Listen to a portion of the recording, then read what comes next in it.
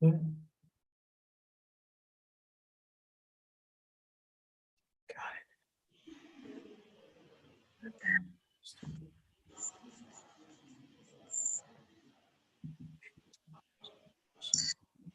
Well, welcome to Development's Impact Series. My name is Nene Lamingo Baye, and I will be your host. Through this series, you will have the opportunity to hear directly from.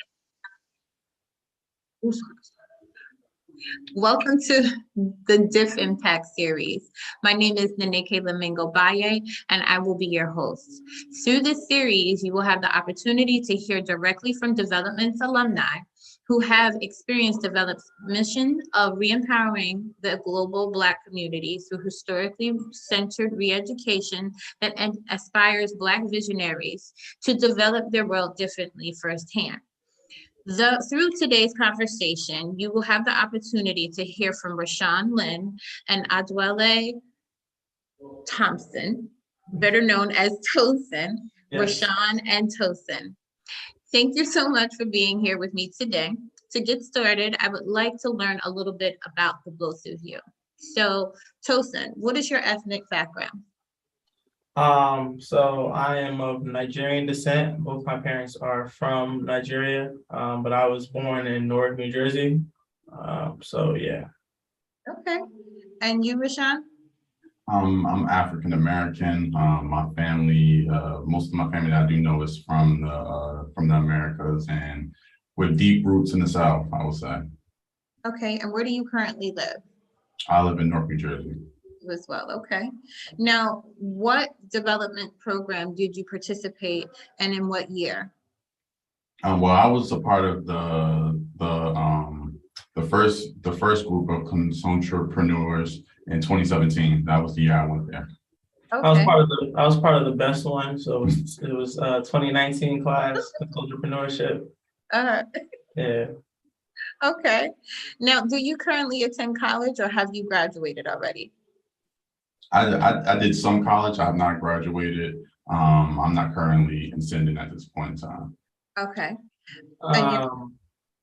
I graduated from Rutgers University 2019, Essex County. I did community college 2 years before that, but yeah. So Rutgers University, bachelor's degree in criminal justice. Okay. Okay. Now, why did you decide to participate in Development's program? What struck you? Well, Either one of you can answer this. Well, yeah. When I first started, I was introduced to the program by Tosin and his brother, because his brother was looking to be a part of it. And when they started to give me a background about what they were about, it was about entrepreneurship, but also with a focus on the Black diaspora. That was kind of like right up my alley. You know, around that time, probably a couple years prior, I had started just really delving into my identity as a Black person, and not just how I was viewed from here in America, but from a global aspect. So when I heard that, and I knew that was kind of the antithesis, that was the focus around the program. I'm like, this was right up my alley. And then once I talked to the founders about it, I was totally sold. I had to be a part of it. That's nice. And you, Tosin? Well, he told me about it, but I used him like a test dummy. And then I'm kidding. Well, he told me about it after he went through it, because the first year I did want to go, but I had so many things going on for me. But I mean, just going on around me, so I really couldn't dive my focus. But 2019, I was just fully present. I feel like it was the best timing for me. It was the best placing, everything for me. So when the time came, I was 100% in, and it was just great experience. I always say that I did it when I did it too. That's nice. Good to hear. So what is the most important thing you've learned about Black visionary leadership as a result of participating in the program? And either one can answer one first. So about Black visionary leadership? Absolutely. I'll say, I think one of the most important things that I learned is that your perspective on you as a person changes when you start to unseat, whiteness, when you unseat whiteness as the center for how you view yourself in relationship to business and relationship to entrepreneurship, and starting to kind of create your own standard. So that was a kind of a crucial part that was a part of the program, just giving us the importance and the history behind it, and understanding that there's a long history of Black people, not only in the Americas, but also in around the world, that have been striving to create innovation and create new ways of being able to create wealth within the community. So that was a big part of it. Just that part of unseating and making yourself the center in which you look at yourself being successful, and looking at different examples of people in your past that makes it relevant for you to feel like you could do certain things. So yeah. Thank you. No problem. For me, I think it was important to have people of different backgrounds and ethnicities and things like that, because it shows you that it makes your vision broader. When you sit here and I'm talking to people from Boston, and I'm talking to people from like Ghana or Nigeria, or just different backgrounds. You have friends from Kenya, and you start to see how your vision now needs to grow, or how you feel like it can grow more, because it's now in a different perspective in the room that you might not have had prior. Because a lot of us, we tend to stay in like the same communities, and so our vision only encompasses that community. So when you now include people from different backgrounds and worlds, you see now, all right, this is how I can tweak my plan, and now it's like it becomes bigger and more. I don't want to use the word inclusive, but I guess inclusive is probably the best word. Yeah, lack of a better words, but it's more inclusive of the people who look like us and are going through the same things as us. So it's basically a level of commonality that you understood, that is not just in the US, but it's just all over. Even if you're from Jamaica or Africa or wherever, Haiti, it's the common denominator that we're all going through the same thing. Mm-hmm. Yes. Okay. Now, what is the most important thing you learned about entrepreneurship as a result of participating in the program? For me, I feel like entrepreneurship, there's no set path to it. Like everybody, when you hear them, they have different roads and roadmaps and different things that they did and took place. And we need to stop looking at it like, oh, this is the path of an entrepreneur, when, some people did this, some people did this. You have to do what works for you. You have to, I think the biggest thing a term I kind of apply to it is, it's a quote from Bruce Lee. He says, water can flow or water can crash. When you put water inside of a cup, it becomes the cup. And when you put it inside a teapot, it becomes a teapot. And I think that's the biggest thing. You have to be able to flow in the right, and not be so rigid in a lot of the things you do, because a lot of things takes a lot of problem solving and thinking outside of the box. And and the biggest thing too is I think, learning to learn is like a big skill that I had to pick up on. And I think that's one of the biggest things as far as being an entrepreneur: learning to learn and learning to flow and be flexible and mobile. Now, can you elaborate a little bit on learning to learn? Because you're a college graduate, so of course, when you go into school, obviously you're learning, right? So what are you saying when you say learn to learn? Well, when you're an entrepreneur, you will quickly find out that you are more than just the one thing that you do. So let's say for me, who's a photographer, I'm a photographer. I'm like, oh, all I have to do is focus on photography, but it's really not that. I have to now figure out, all right, how do I fill out these paperwork my LLC? How do I now figure out how to file my taxes now? How do I keep doing some type of bookkeeping? How do I do my marketing? And it's a lot of like now you have to look and learn to figure what basically learning to learn how do you do taxes, even if you're really not good at it. You get what I'm saying? Or what was my case? Like the LLC, like it's a lot of like stuff that I had to YouTube, ask a lot of questions, but just be inquisitive and like kind of keep trying to figure out how to make your business get to where you want it to be. Okay, thank you. And Rashawn? I like that. I know. Right. Like I'm prepared. Right. But I would say it's kind of two things. One was just learning how to measure your own success. That was a big thing for me.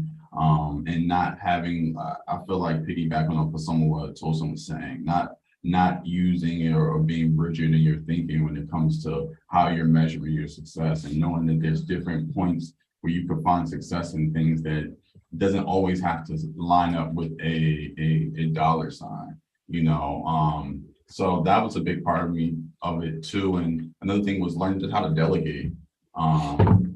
For sometimes people don't have the opportunity to delegate, but for me, that was a big part, because I think sometimes when you go into these things, you feel like you have to be the only one doing it. And sometimes you are the only one doing it.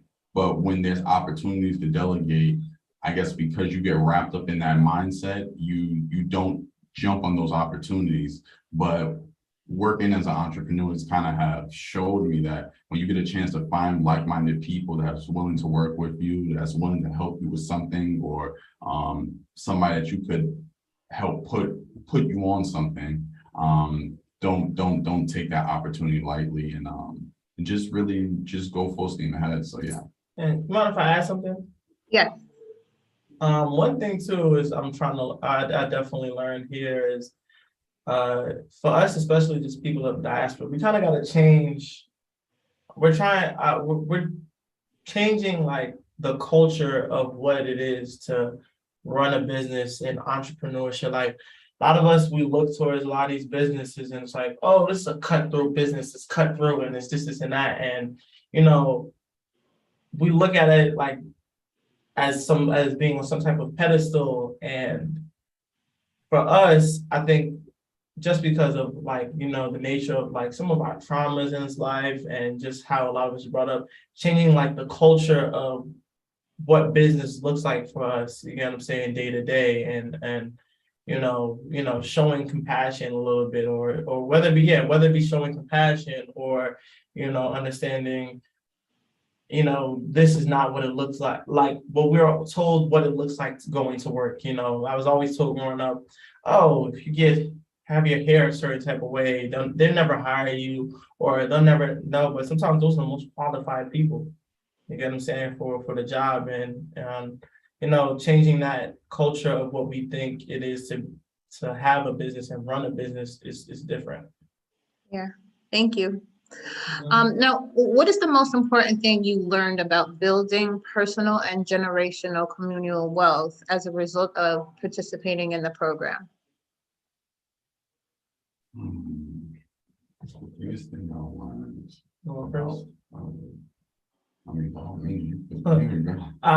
so for me, I just understood that it's gonna take a lot of collaborative effort.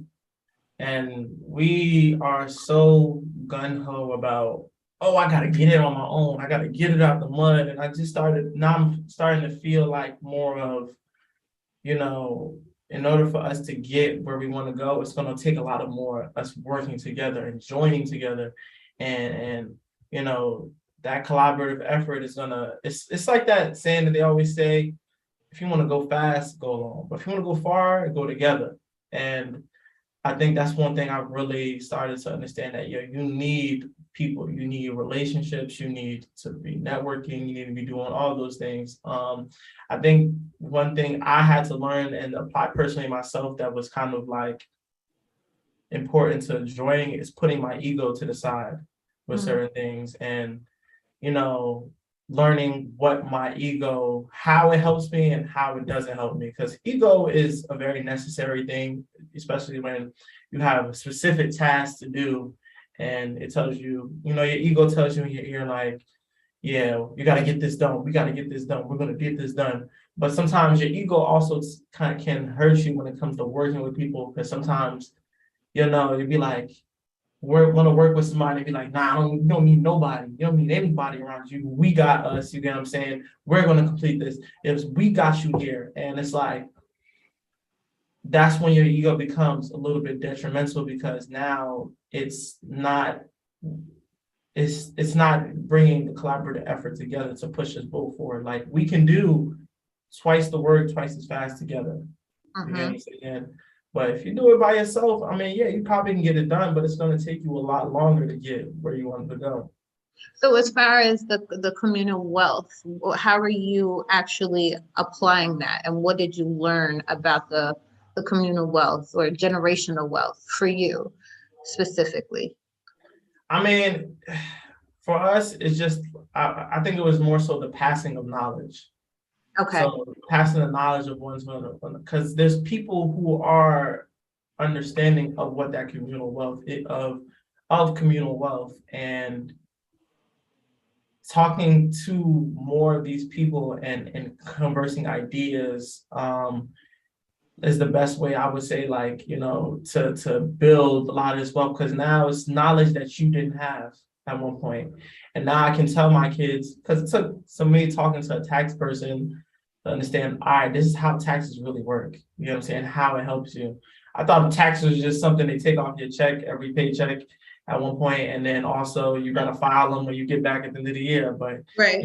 I didn't know all these things about, oh, you can write these things off as tax. You can put this under an LLC, and all these things eventually, like, they build into making your generational wealth. Even we had like the convention that was talking about, having a life insurance policy and how that helps and how you can borrow against it. How, things of those are all things that, we didn't have this knowledge growing up, and it just took, and me going to college, it teaches you to know a lot of things, but not all of these things are helpful in building that future and that wealth. It just prepares you to go to work. Right, that's it. I mean, because for the other races and nationalities, they have the opportunity to get the information that you've gotten, but they gatekeep that information.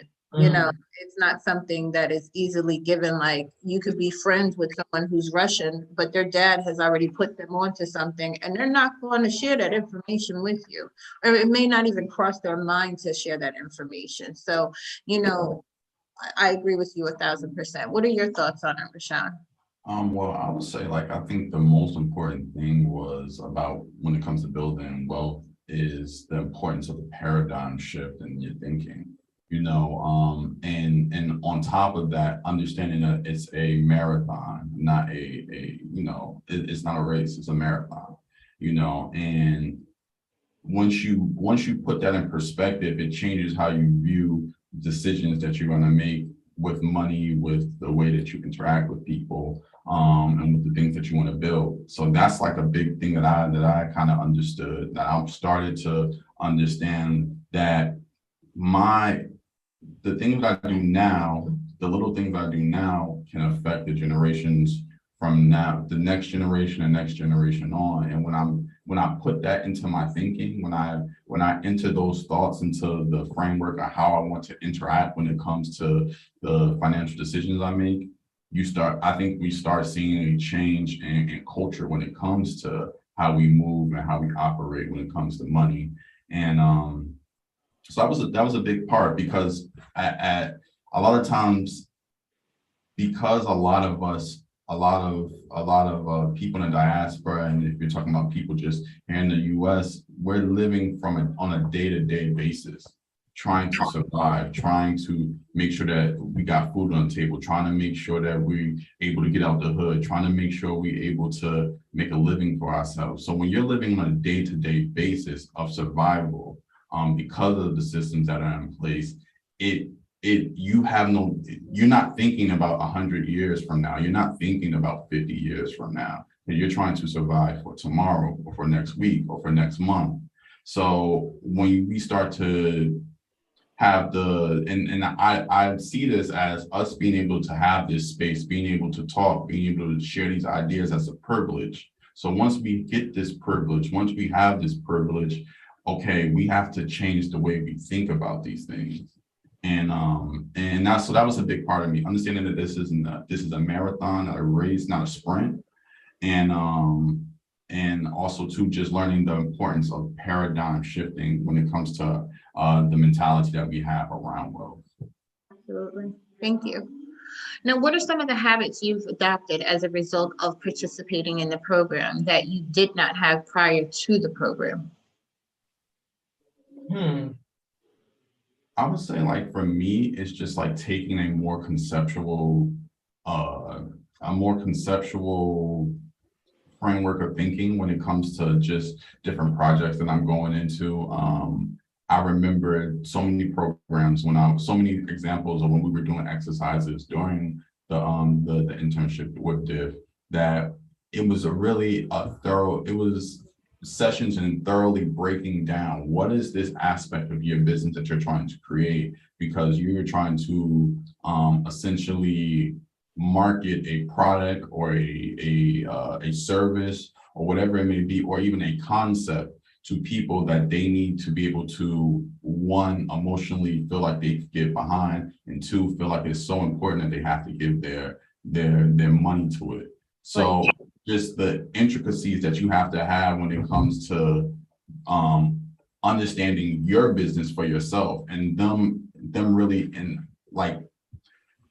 putting upon you that you have to know your business so well that you can give off the energy and have the energy that you can explain it thoroughly to somebody else, because that unsureness that you have, that feeling of doubt, it comes off when you're trying to explain what you're trying to do to other people. So that was kind of what I took from that. Okay. And what about you, Tosin? For me, more so, it's kind of similar to what he was saying, but more so about like having the foresight of your business, like what problems does your business solve? You get what I'm saying? And really thinking about it, like you know, as he said as he was saying before, we focus more about day to day. Okay, so if I have a business, I'm just trying to get money day to day. Sometimes we think.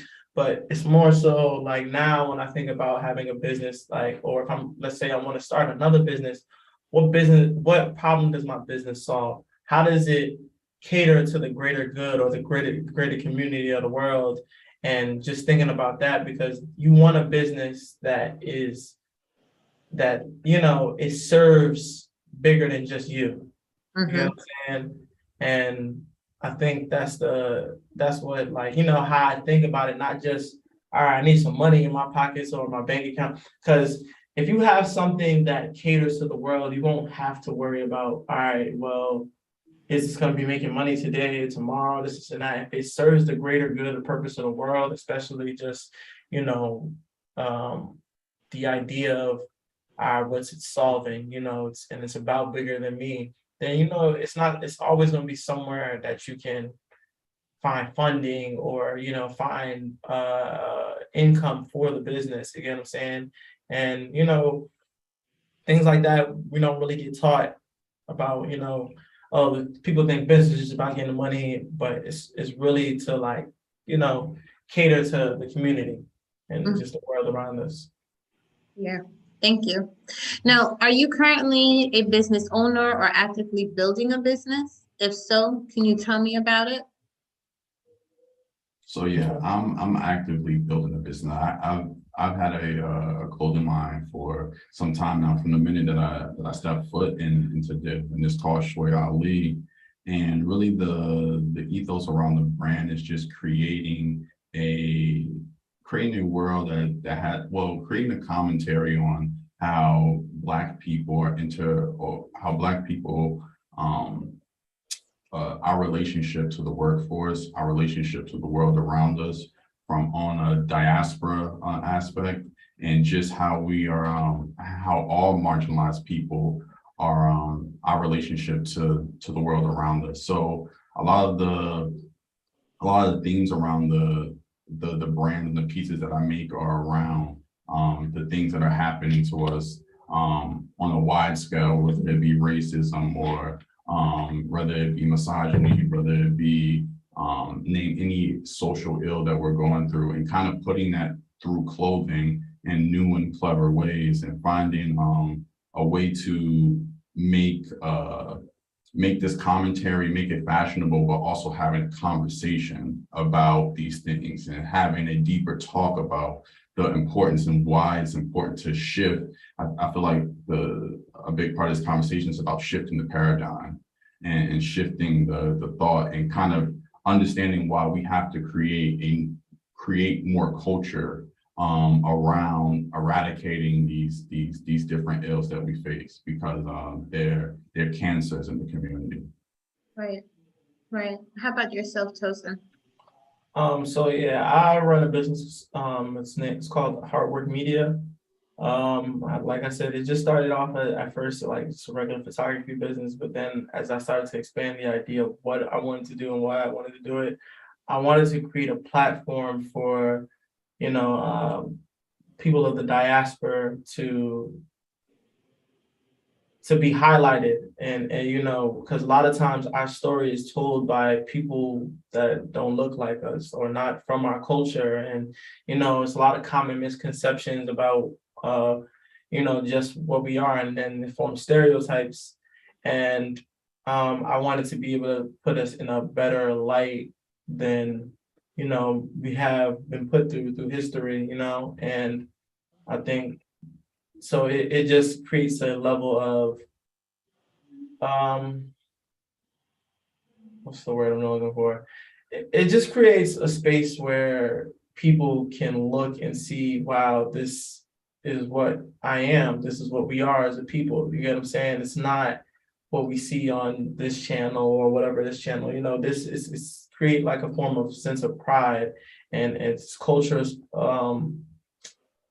I hope I'm using this word, like specificity, specific, it's specificness to the culture. Right, I got you. I'm sorry, I was struggling on that word. Specificity, there we go. Yeah. It's you're usually the one who struggles on words. Yeah, but specificity. But so yeah, it just creates, this space where, us as a people can look and be like, all right, this is what we are. We're proud of being Black. This is what it is. It's the history. This is what happened in Africa. This is the businesses that's happening today and what we're creating, and just creating media around that, because the media is like our storytellers now.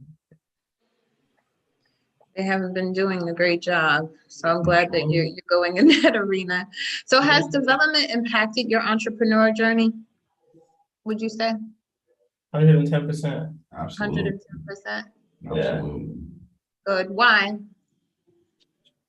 I mean, I think community is such a big part of what we're all doing, and when you come into this space, it's an overwhelming feeling of community. And when it comes to entrepreneurship or whatever it may be, I feel like what DIF was offering was, I think on its face was entrepreneurship, was on its face, helping Black people to understand how to create wealth and material gain for generations to come. I think that's what it was on its face, but behind the scenes, it was just great community. It was community building. It was, it just was reminiscent on those moments when you go back in time and you got brothers in New York and they're sitting on the corner and they're giving knowledge and they're talking and they're building, and they're having these conversations on how to build the community up. And it felt like that was in its DNA while on its face, on the exterior, is giving you, hey, this is, this is about how to make better money choices, get better, more business on its face.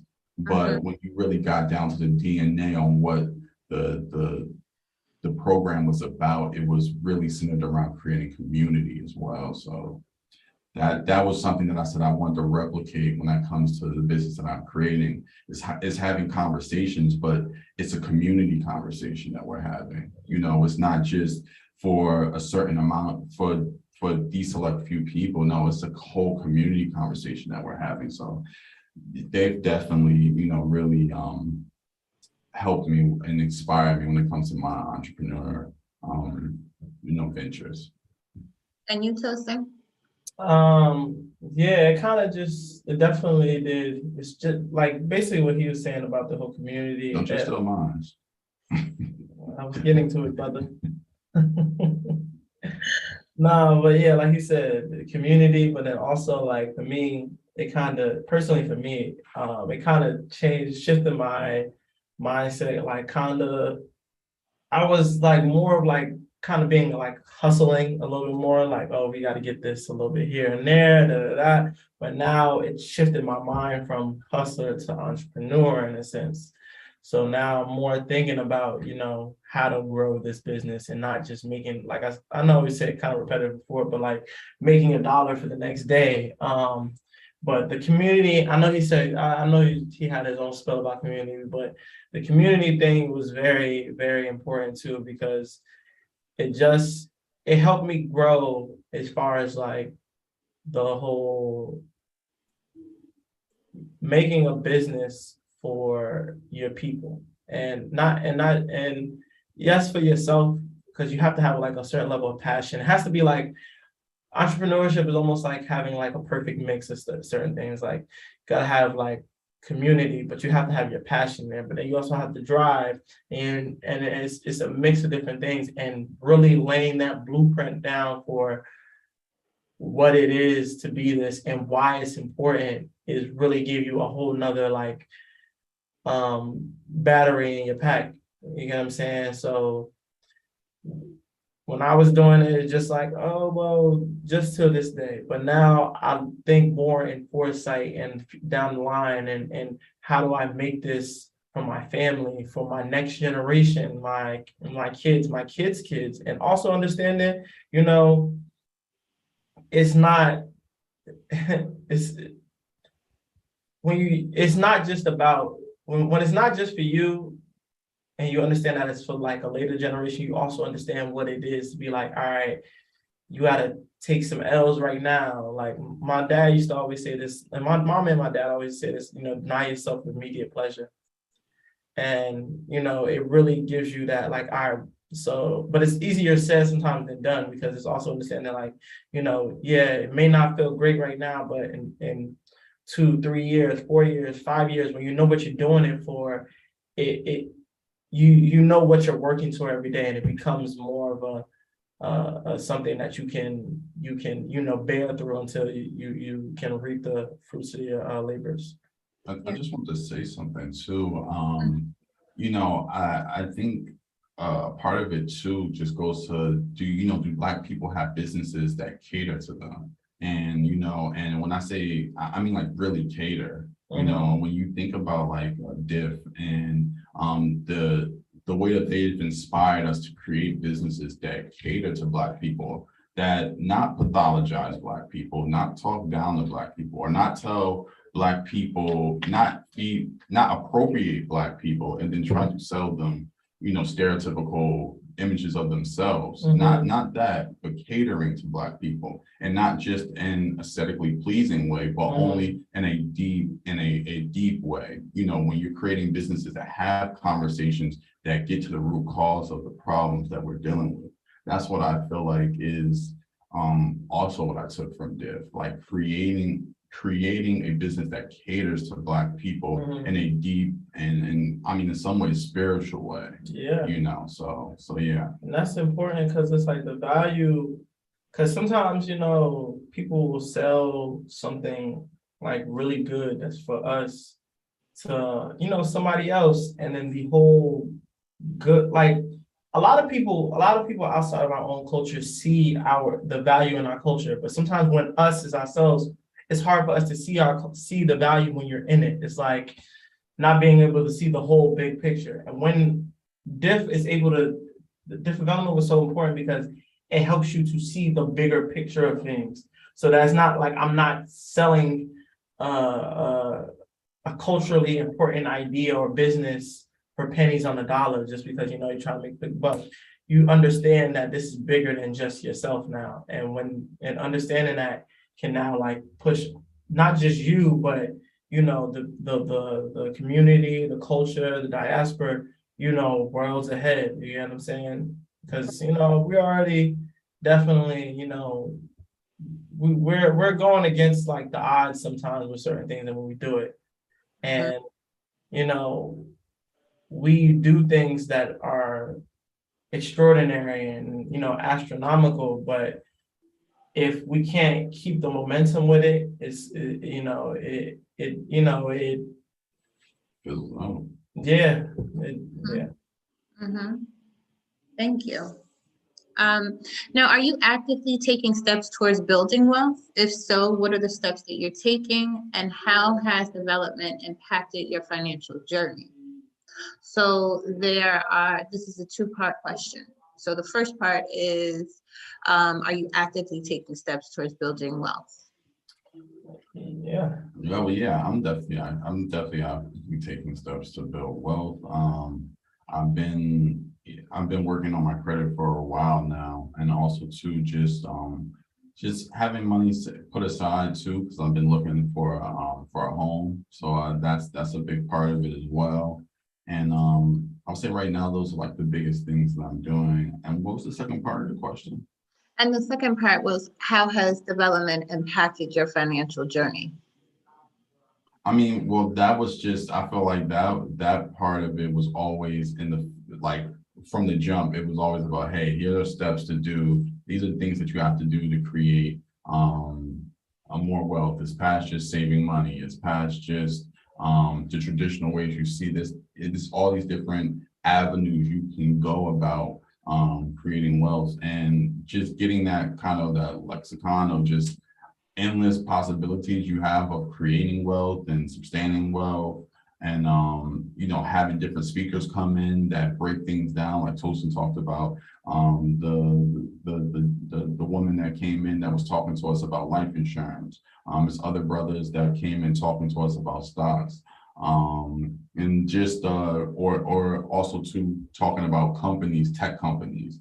So we've had the run of the mill when it comes to just the different avenues we have, and just so the biggest thing I would say was Diff creating an avenue for us to see more and varied ways upon creating wealth and for ourselves. And then just to piggyback off of you, I would add that with all the speakers that came to speak to you guys, they were all African American or African descent. Yes. Yes, absolutely. Absolutely. So that was also an area, because we don't see ourselves, you know what I mean, to be in a program like this. And then you have speakers who are really, really own companies that are really, really thriving. That's like crazy. We don't see that often. What about you, Tosin? Are you actively taking steps to building wealth?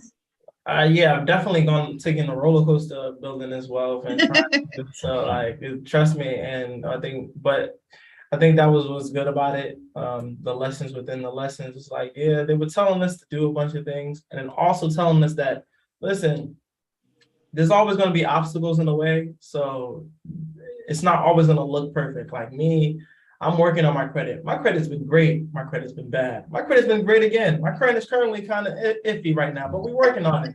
But they also told me that, you know, that happens, you know, your credit stuff happens. You can fix your credit. You can, you know, there's ways to bring it down, sometimes taking time, but also just being patient. I currently have a life insurance policy and looking into getting another term policy. My taxes, still working on the taxes thing because the taxes is very tedious.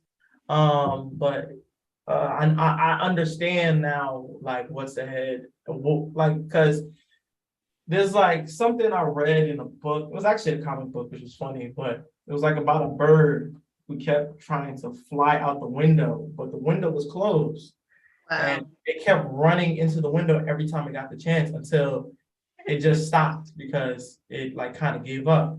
If you can't perceive the barriers around you or the obstacles and barriers around you, you can never overcome them. So for diff, it was like they really helped you lay out what's these barriers and obstacles ahead of you so that you know, yeah, you may be stuck behind it right now, but eventually you can wait for that window to open, or you can open the window yourself. You get what I'm saying? So like me, even myself right now, I'm trying to see about looking about properties in Africa and you know in Nigeria and land. And you know I currently work with my mom a lot because she goes back and forth there a lot. So we talk about, you know, owning a land and property there and what kind of goods and services we can provide, and how it being in Africa and then stuff shipping here and all that, all those things in between, like I like those are all barriers that, you know, I'm able to perceive, but without diff, I wouldn't even be thinking about it. I'd just be like, just make a dollar for another day, dollar for another day. You get what I'm saying? So Right. yeah, it was great. Yeah. I think having that stuff on the front of your mind too, like, you know, I think sometimes half the battle is just the thought behind it. You know, when you get to diff, you're having to give thought to these things about your financial situation. And I think, you know, that's the baby steps of it. Sometimes it's frustrating because, you know, we want to get there fast, but sometimes these people and us having just the thought to keep in the front of our minds the importance of the financial decisions that we're making, I think is also just something that they helped me with. That's good. Thank you. Now, what is it like being a development alumni, and how does development continue to support you now that you are no longer a part of the program? Well, for diff development, and I was saying her name because we've talked and stuff about the program as well, and how the program has these things that they're offering when it comes to just resources and creating a network. She's always constantly telling us and then and then we're getting emails from diff and about things that if we need anything, about setting up meetings, setting up sessions, and just knowing that we have this network behind us of people that we could talk to, and that's at our disposal as well. You know, people, and some people that we didn't even know, because for me, I was a part of the first batch of alumni. So there's people that are part of this community and network now that I wasn't privy to at the moment when I was there. Right. And now that I'm out, they're readily available. So I think they continue to support us. Div continues to support us in like so many ways. We just came from a conference not too long ago, you know, where they continue to pour into us and have speakers come in and just give us a new perspective. So yeah, the support is endless. That's good. How about you, Tosin? Man, being part of diff is like when you're in high school and you get that varsity jacket. Yeah. How you just walking with your chest around. You get look, he even got his diff shit on. Yeah, you feel me? So it's like that because it's like you part of like almost like an elite squad in a sense. Yeah. Like we all entrepreneurs, we all got crazy creative ideas. And then on top of that, with us, it's like we feel it's just a good feeling to know it's not just here. Like I have people in Boston I can talk to. I have people in San Diego I can talk to. People in Virginia. I have people in Nigeria, Ghana, Kenya, all these places that, you know, we like only kind of read about them, but a person to person experience about these places is a real golden, like, you know, Moment, moment, opportunity, experience, everything. Like like my bosses from my job, and he's actually one of the supervisors from the job. He was talking about, he had a college degree from Howard, but his best education came from his interaction with people around the world. Yep. You get me? So that was like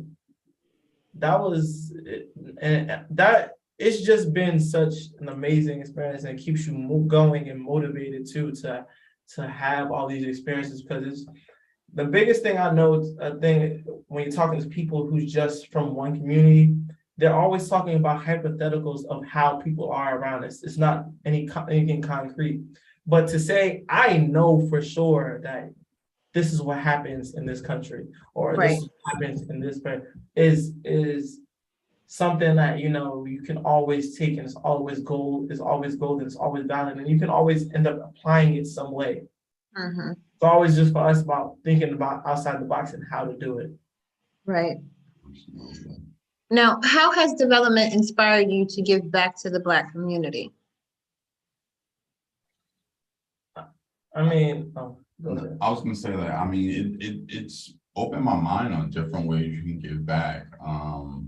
Like I said, for me, it's not for us just shifting our mind from not everything not always possibly being monetary, because when you're first starting out, especially if you're small business owners, you're it's so much infrastructure that you're trying to create around your business, but keeping at the front of your mind, like for me, it's I remember a couple years ago when the pandemic was happening, I had an interview series where it was called "What Do You Offer the World?" And it was me talking to Black creators about the things that they're doing, and that about their business or their creative endeavors that they're going to, and spreading that word out there, which could, I'm having this person come onto my platform and interact with the people that are on my platform, but then also too, they're interacting with my platform, and that is kind of that reciprocity of us creating community around creativity. So that was a big part of it with me, and then now just creating plans and a plan of action for as things grow within the business, to say like, hey, let's try to see if we could do services for this charity, or services for this organization, or maybe being able to donate, and understanding that is a part of the business as well.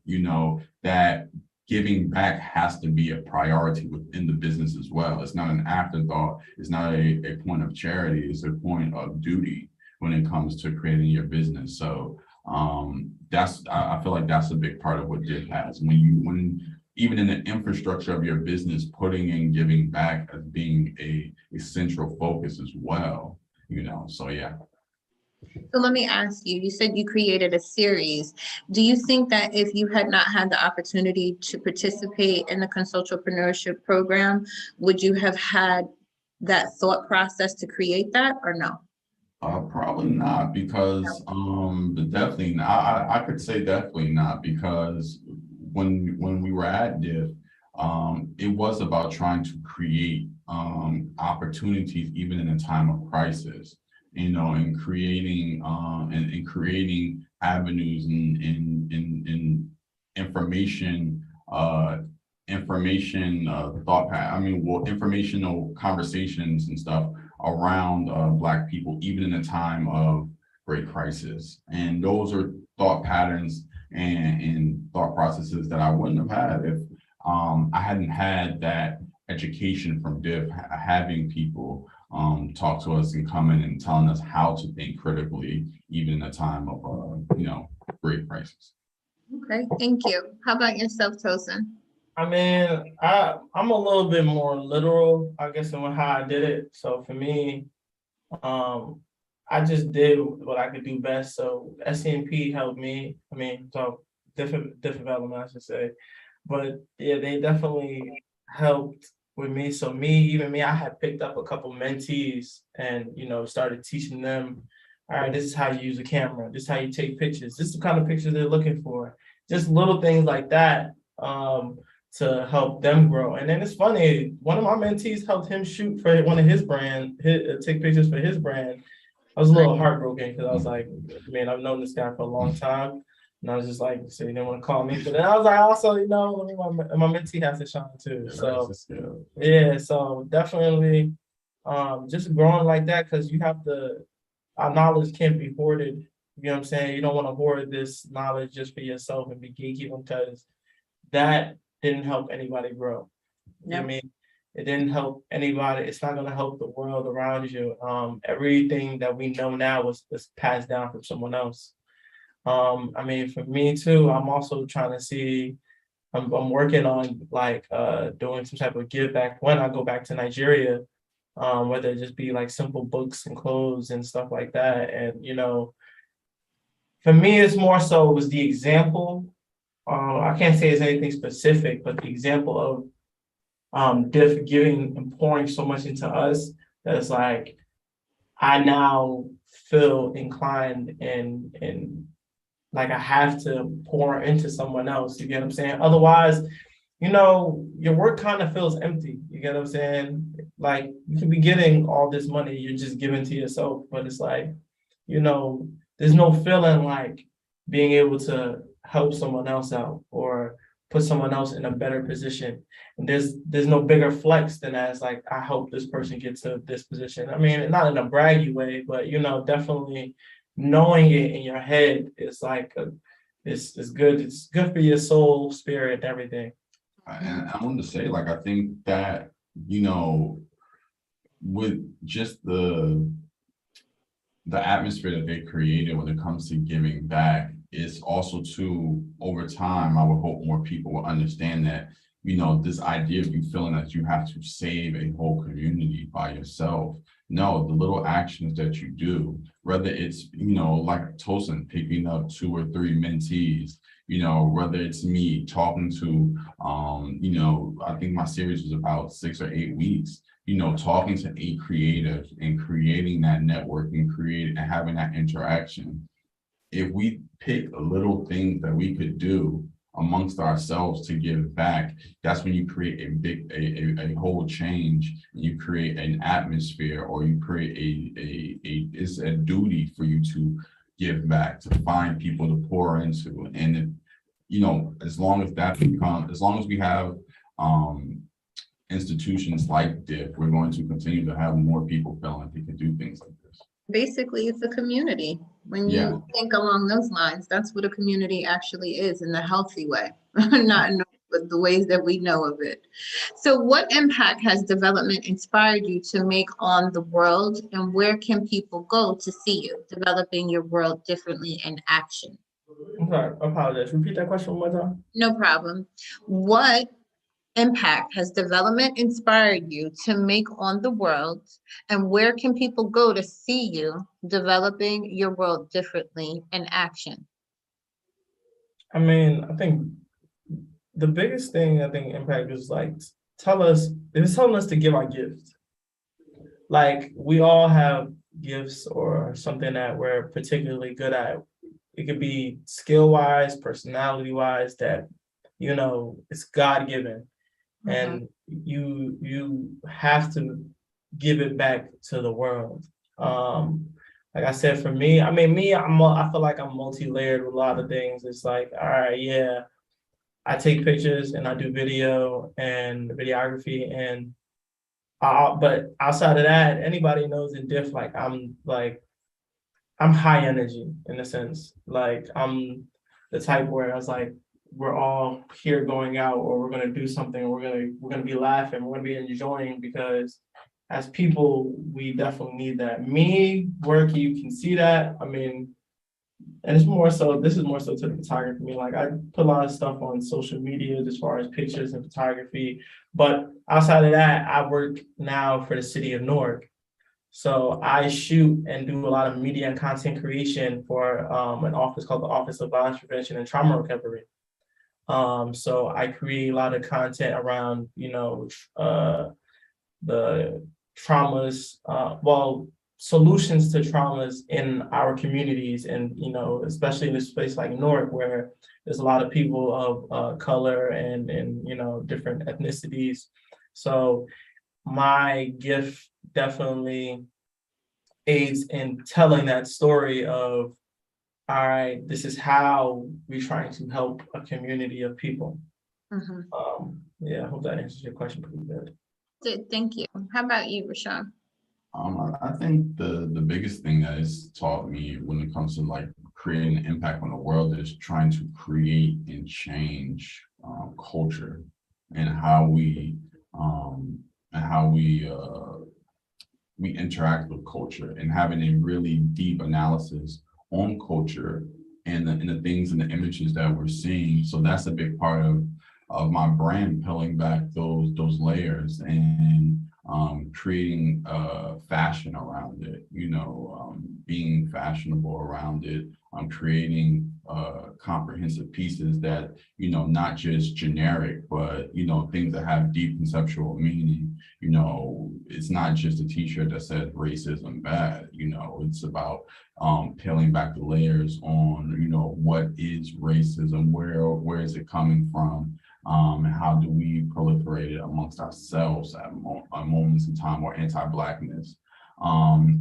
So that has been the biggest impact that I want to display, is just continuously pushing forward and not being a person that is trying to regress culture, always trying to progress it, always trying to give more voices, more people the mic, more minority communities the mic, more disenfranchised people the mic, so that they can be able to tell their stories. Because I know all too well, being around here and seeing what I see on TV and in popular culture that is very specific, that there is a great population that is telling certain amounts of people that your voice doesn't matter, how you see the world is not reality, or it's not a reality that we should care about.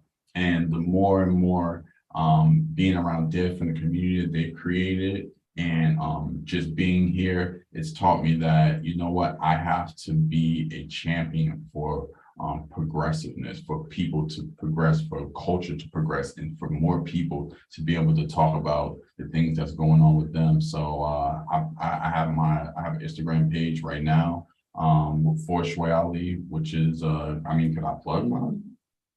Go ahead. All right. Which is which is already here at Shway Ali, which is SHWAY Ali IALI. So that's my Instagram handle. I also do have a Twitter as well, which is Shway Ali, which is it's spelled the same way, 1994. And this is those are the social medias right now. I'm working right now on the collection, and it's I have a lot of stuff coming up. Very dope. Tosin, since he shouted out his me? So my Instagram is Heartbreak Media. So it's HEARTWORK Media MEDIA. And you'll probably just see a lot of beautiful pictures. But I'm trying to definitely rebrand it, just strip it down a little bit and see what pictures really fit my brand, if that makes sense, and what images and things like that actually fit my brand. Okay. All right. Well, I want to thank you both so much for an incredible conversation. Before we sign off, is there anything else you want the people to know about development and how it's changed your life? I would say the thing that I would tell them is come get the experience. That's the main thing I would say. Yeah. If you listen to this conversation and we've not been able to convince you, or had our experience hasn't been a testimony to what we've experienced here, I don't know what to tell you. So and if you needed any more convincing, I would just say come get the experience, and come come indulge yourself in everything that they got going on over here? Absolutely. For me, I would just say, come definitely with an open mind. Definitely it's hard to sometimes take in information if you have a cup that's already full, if that makes sense. But definitely come with open mind. Also, but you'll grow so much from the experience of being in diff. I'll tell you that. Like, if you're looking for something that's gonna, not necessarily change your life. Well, it may change my life, but it definitely gives you an experience to add about what it is, just what it is to be around community. You get what I'm saying? And I think that's, like I said, very much important because we don't have a lot of communities that work the same anymore. Like, our communities aren't like us having conversations about these things as far as generational wealth, financial literacy, and I think, if you want if you want to be around progressive community and just thought provokers and changers, I think diff is where you exactly probably want to be at. Okay. So, Thank you to the both of you. As I'm sure you can see, our small but mighty organization is making a huge impact on the global Black community. So that we can continue to offer the same opportunity to the young Black visionaries like Rashawn and Tosin, we need your support. To join this cause, please visit our website and sign up to donate monthly. Just $25 a month can make a difference in keeping our programming free for the students. If you are interested in volunteering, sign up to be a part of the professional mentorship and fundraising collective. It can also be located on our donating page. Visit www.development.org/donate to join our cause now. Follow us at Development to see updates regarding the next episode of the Diff Impact series. Thank you guys so much. It was a pleasure. Same to you. Thank you for taking the time. Thank you for having us. All right. See you later. Bye. Bye.